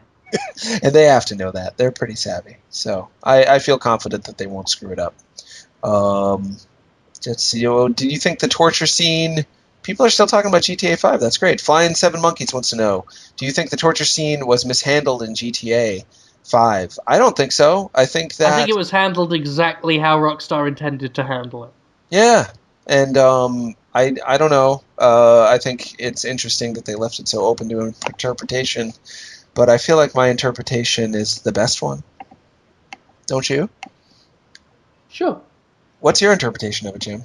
Tortures. I honestly think my interpretation of it is Rockstar felt like it had something clever to say about torture, but really didn't, and did it anyway. Huh. The thing about Rockstar, and I was thinking about this the other night, is Rockstar are way cleverer than everybody thinks it is, but way less clever than it itself thinks it is. That's basically my interpretation of the way Rockstar does things, is they are a lot smarter than we give them credit for, but they give themselves way too much credit. So you get these things that are kind of almost clever, and cleverer than people write them off as, but then still kind of fall a bit. And I felt that's what it was. It was like, okay, I see they're trying to make a point here about torture and whatnot. And I feel it was contextualized well enough. I have no problem with the torture scene. I don't feel it didn't negatively affect me too much, aside from obviously just being visually unpleasant to watch. It didn't disturb me or upset me. But at the same time, it didn't make me sit back and think, oh, those clever Rockstar boys, the way I think Rockstar wanted me to feel. I think that there's some important value in that scene. Like, I think it very clearly illustrates better than anything that comes before it in the game what kind of person Trevor is. And yeah, so from that standpoint, I think it's important that it's there. And I think it's important that the player is made to be complicit in what Trevor does. Yeah, I mean, from a storyline perspective, it does give you this really nice angle on Trevor. I certainly agree there. Like, it really showcases his kind of weird, like, perverse nobility. Like, a sense of honor that is not a kind of honor we could understand. Right. And that I really like. That's the part that comes in where Rockstar is cleverer than people think. Exactly. But where, at the same time, there is not a Rockstar game, I think, that doesn't have one or two of these shock value moments. Yeah. That's just, it's because it's in the very fabric of what they make that they want to get people talking about it. And there's few ways you could do that right now more effective than making the player participate in torture. Do you think it would have been better if they didn't try to occasionally throw a joke in there, like this is illegal while he's getting waterboarded? No, because I think that's who Trevor is. I didn't find a problem with that at all. I thought that was the guy getting tortured who said that. Am I remembering that wrong? I don't know. Maybe. Might be remembering. But well, who knows? I mean, you can't over analyze that necessarily. All right. It's I would have more expected just sort of crying and pleading, and there's plenty of that. I don't have a problem with them trying to lighten the mood because they do like to blow shit off. Sure, absolutely. A bunch of questions came in the meantime. W.S. Swan keeps asking if I will do a tutorial on how to make pixel art, which is so flattering, but really inappropriate. That would be like if I did a tutorial on, brain surgery. Out. Yeah, well, not that bad. Rather than the amateur stuff you do at your hospital. we realize you're learning without permission, not teaching.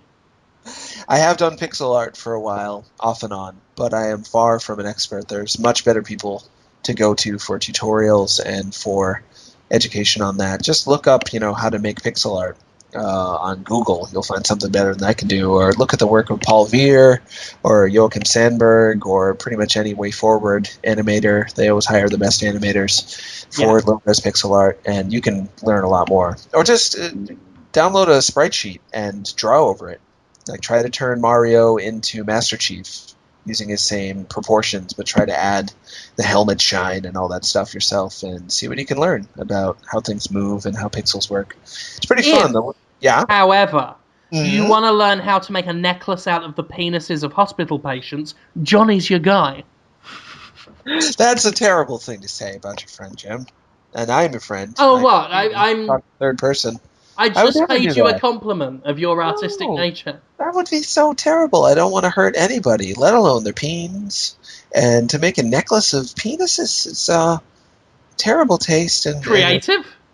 It's better than just throwing them out, I guess, but still kind of an awful message being sent there about defacing the human body and turning it into your own jewelry.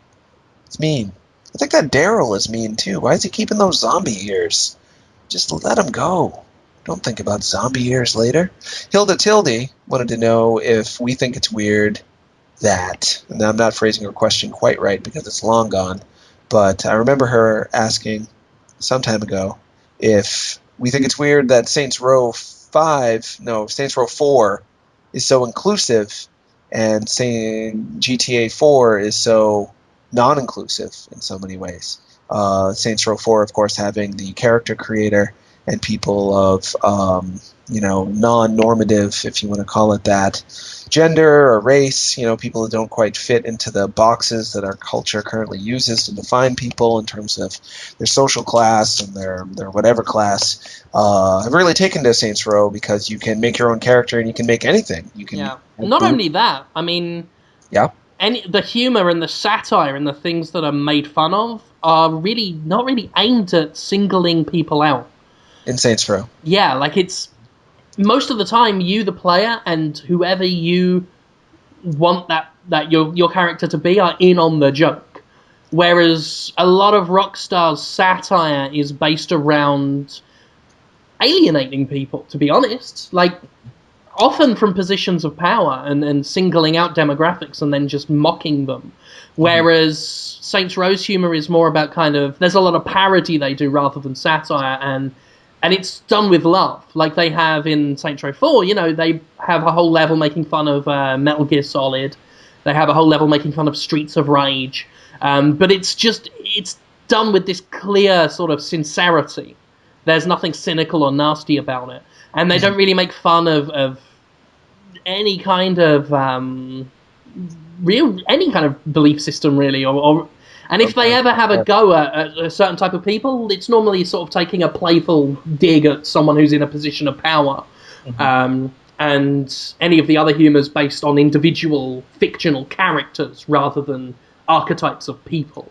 And it's a big distinction to make. And that's not to say the GTA 5 is inherently worse a game. There are moments in GTA 5 that have been, laughing out loud. But if I were to pick up what was the more successful as a comedy, it would definitely be Saints Row for that reason and more. It's for the inclusivity and just the general, just the fact it invites everyone in on the gag. It's like it doesn't matter what your political beliefs are, whether you're religious, whether you are, trans, cis, straight, gay, bi, pan, whatever. The joke is letting you in on it, which is rare, so rare, and really easy to do. That's the thing. It's not hard. It's actually a lot more creative when you let yourself do that. It's a lot more restricting when you just stick to what's been done before and try and single people out. Sure. Yeah, I haven't played all of either of those games, so I'm far from an expert, but the feeling I get from playing them each for some time is that GTA 5 just feels like a Chinese food buffet, and you're just stuffing yourself full of food, and you're feeling sick after a while. Then you look over at somebody else who looks fat and gross at the buffet, and you're just like, oh, they're gross. More chicken, and then you just eat it. I mean, you're laughing at other people occasionally, and then just going back to the gluttony. Yeah. And it makes you feel a little bit better about yourself when you laugh at somebody else after just basically horfing down. And I should say, Aun Shi, What? one of What? the people in the chat room, is saying not every art form should be inclusive. Art, in my opinion, shouldn't be a case of shouldn't and should. So they're correct. Not every art form should, quote unquote, be inclusive. But then again, when one is hilarious and witty and funny and high quality and very creative and still manages to be able to do it without like singling and alienating people, I'm gonna praise it a hell of a lot more. That's just the way it goes. Sure. I don't think GTA should be any different than it is, but it's just generally a yuckier, more mean-spirited time. Yeah, which if you want that, that's fine. Like I said, I gave GTA 5 a 9. I still stand by that. It's a superb fucking experience. But you're right, it is a yuckier experience, and it's going to alienate a lot more people, which is their choice. It's Rockstar's choice. They had to have known that. So. And ironically, it's sucking a lot more people in. With it being the Titanic series it is, with such a cultural resonance and everything. It'll be interesting to see what happens in the long run, though. I wonder. How many more questions should we do? However long you guys want to do it at this point. I mean... Well, we've been at it for a couple hours now, the show.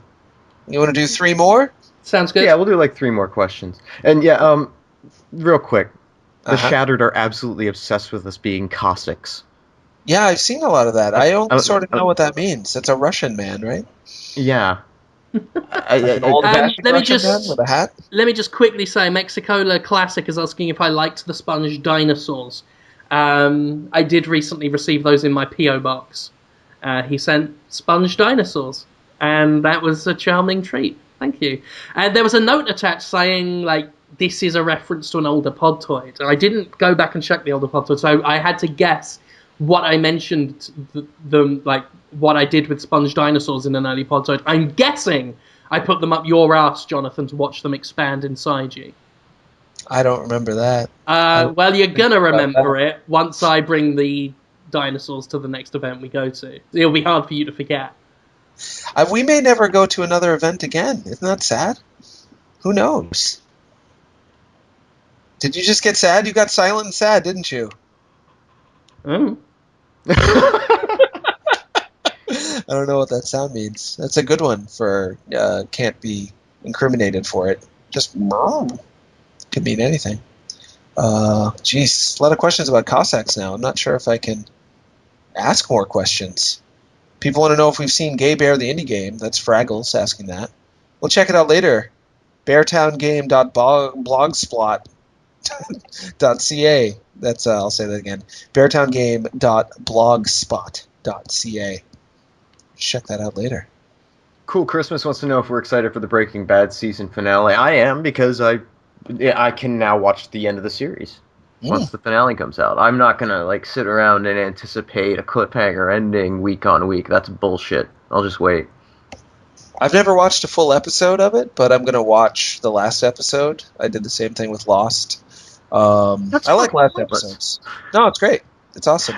Also, you just freaked out everybody listening to the chat, with the whole "we may never be at an event together again" thing. So wait. You never know.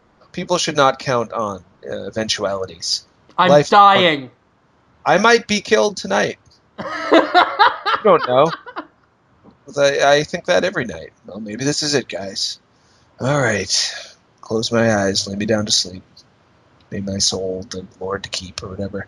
To the Last of Us original concept, misogynistic or not? That's CJ. No more misogynistic than the science fiction stories where all of the men get wiped out are misandrous. That's silly.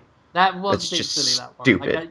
I'm often the one who will point these things out when I think it's fair to point them out. I don't think that was fair to call that misogynist. Well, I mean, they called it themselves, but I disagreed because, we just got through people saying that they wanted a a woman character in Grand Theft Auto finally, because women are just as capable of being villainous, horrible, terrible people. Oh my God. So, you know, if that's true, then they are just as capable of being the villain in a game. It was interesting that they said it was misogynistic. And I wrote that post. A lot of people misunderstood it the way I wrote it. I must have failed because they thought that I was saying it was misogynistic, where I wasn't. The developers did, and that's why they rejected it before they made it. Yeah, I think it all depends on how it's done. If the game involved a guy saying, "Good thing we're killing all those women because they were monsters all along, huh, guys?" Then another guy goes, "Oh, do it harder, do it inside me, do it, no." Then yeah, misogynistic. If they're saying, "Man, women are equal to men, but unfortunately the disease only affected the women, we have to kill them," then probably not misogynistic. It all depends on how it was done. But the developers themselves said they thought it was going to send a misogynistic message, and I can see Well, why they. and there are risks there. I mean, you could send, because if when you do that, then I mean, I assume the whole Ellie thing's still a factor. So now you've really objectified Yeah. her. And Well, she I should like point out, Steve2911 says that it would have been sad to have had the entire game be only men, but that's not what it would have been. I mean, we could have still had the women characters. I would assume the game would have had uninfected women. Yeah, there would have to be some way for the human race to potentially perpetuate. I'll Yeah. speak to that. From the article I read, only Ellie is not infected. So there you go. Ah. There you go. And I Okay, mean, that's a yeah. huge plot risk. Yeah, that's risky as hell. I do not blame them for. I can't say that it's impossible to handle that with grace and dignity, but Been But tough. video games. Yeah, it would have been tough. So I don't blame them. And if they say it was misogynistic, I think we should respect them on that. Oh yeah, I mean, I'm not telling them they're stupid and they should go and patch the game to make them all women. And add a new ending where Ellie is killed brutally while Joel goes, "I hate women! I hate women's to pieces!" I think on its face the concept isn't misogynistic. It's all about the execution. Sure, absolutely. So And if their anyone, concern was that they couldn't execute it in a manner in which wouldn't be offensive, then they were right to back away from that idea.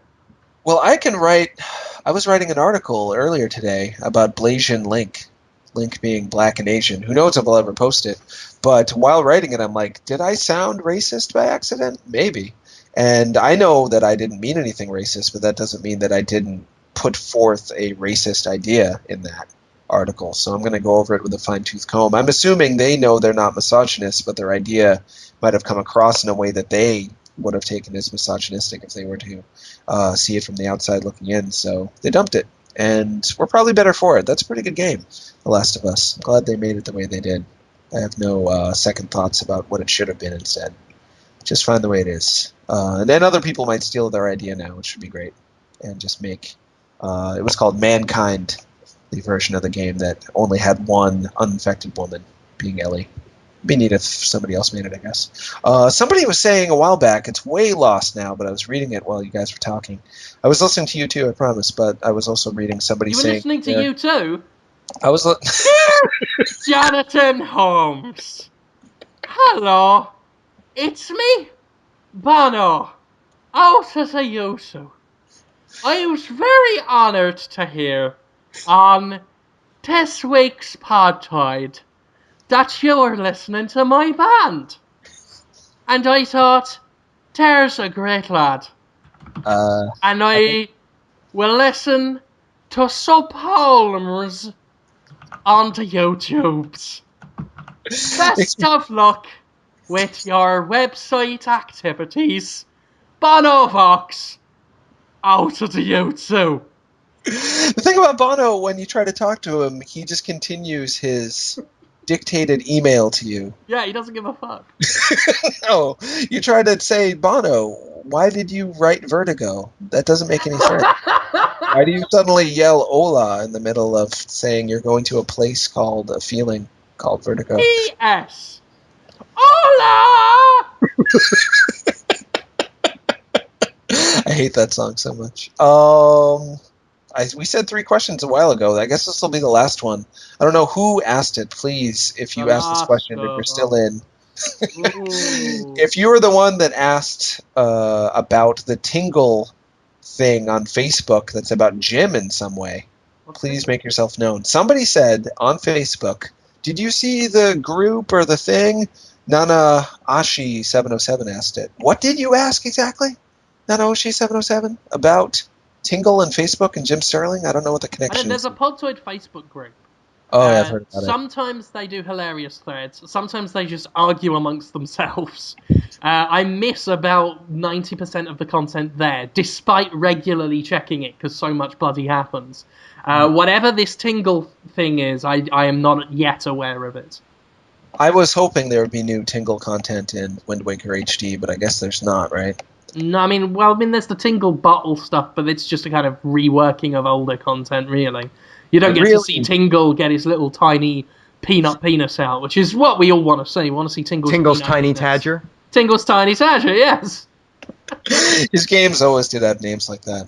Tingle's freshly picked Rosy Rupee Land. I was thinking, Nintendo doesn't do diversity really with their games, do they? Tingle is the closest they come to any sort of off-norm character. Everyone else, who's ever had their own games, all their headlining characters are always just kind of standard archetypes. It's kind of a bummer. Blasian Tingle, that would be great. Super Guppy 222. Wasn't it? His brothers are kind of... Doesn't he have one dark brother? One secret dark brother? Tingle's freshly dicked Jonathan's rosy ring piece. That's terrible. Did you just make that up? It's great.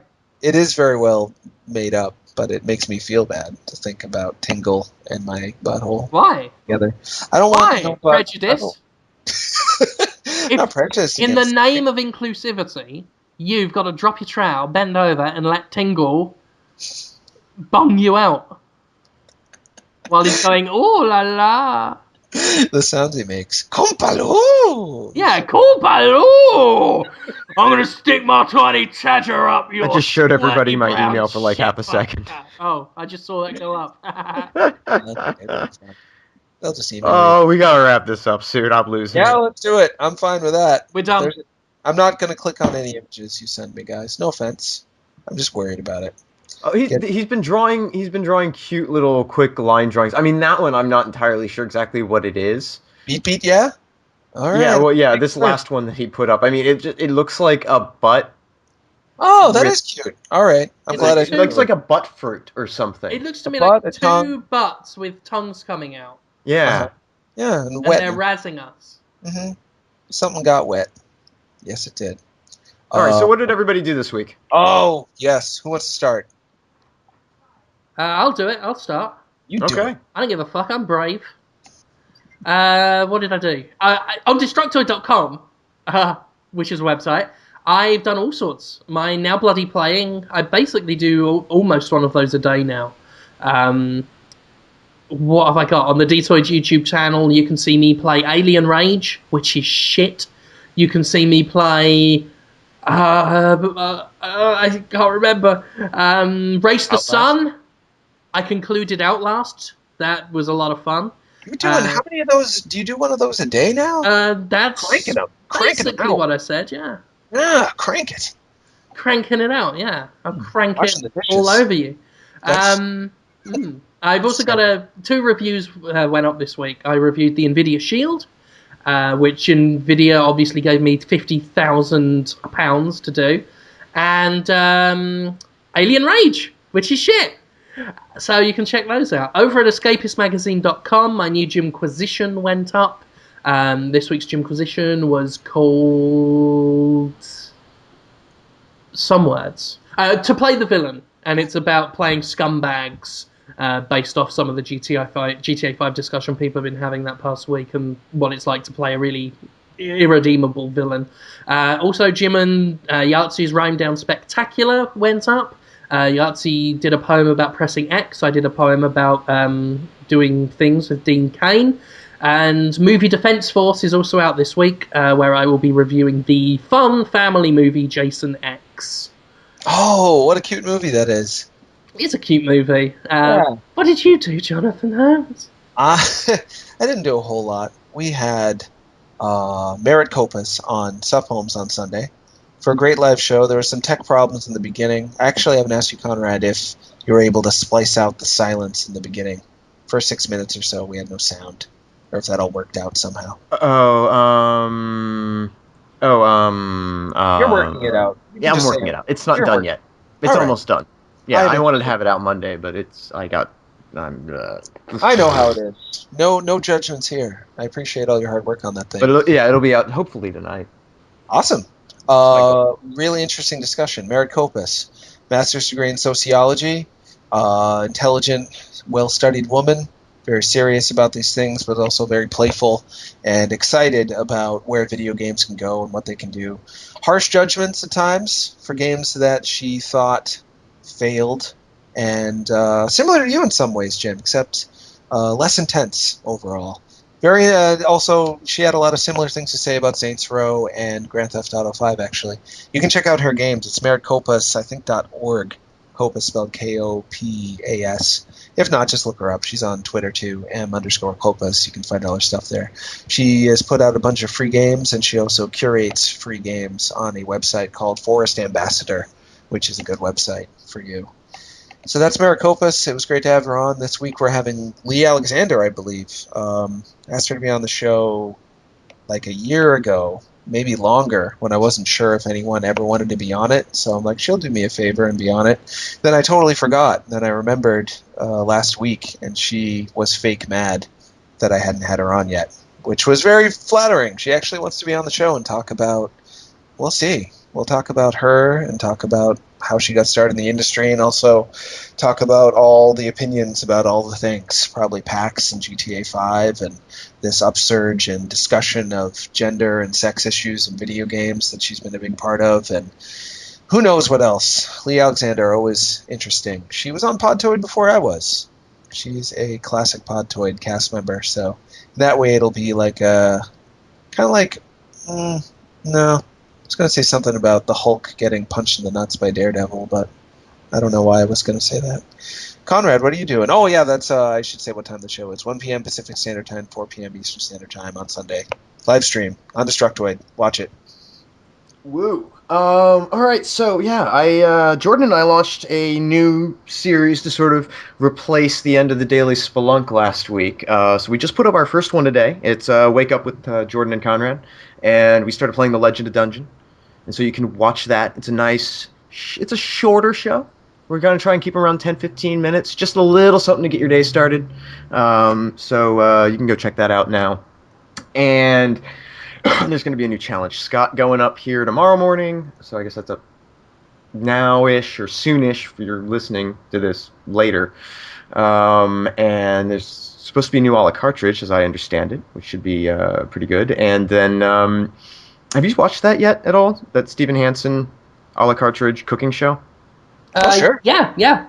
I like that. I like that. It's a cute show, yeah. It's cute. I like how like low tech everything is on it. It makes me feel really, really good about this. How much fun we get to have with this, because nobody would let us get away with that anywhere else. Nobody would let us put up something that like green screened out our mascot. Right? Yeah, absolutely. It's a Destructoid original thing. It's dirty and fun, and I love it. So go watch that. I mean, yeah, no one lets us do utter fucking shit like Destructoid does. I mean, you're listening to Podtoid, for fuck's sake. Yeah. And I think that's... and we'll have Saturday Morning Hangover on Saturday at 10 a.m. Pacific, and I don't actually know what we're doing yet, so I'll probably have to figure that out pretty quick. I couldn't believe you played that version of 1001 Spikes.